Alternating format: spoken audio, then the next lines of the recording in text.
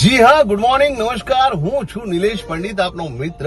આજનો દિવસ આપનો ખૂબ શુભ રહે, મસ્ત રહે, જોરદાર રહે એવી શુભકામના સાથે એક સરસ મજાની વાત.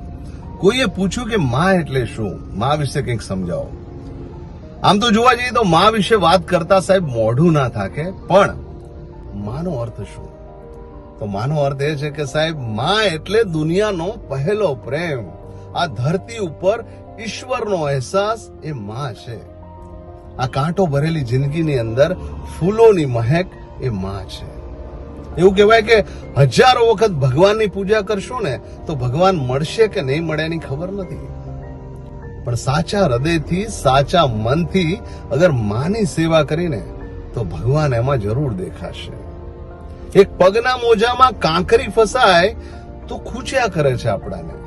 એક માં પોતાના બાળકને 9 મહિના સુધી પોતાના ગર્ભમાં પોતાના પેટમાં રાખે છે, એને ખૂચતું નહીં હોય? ના સાહેબ, માની તોલે કોઈ ના આવે. એટલે જ કીધું છે માં એમાં બીજા બધા વગડા ના બા.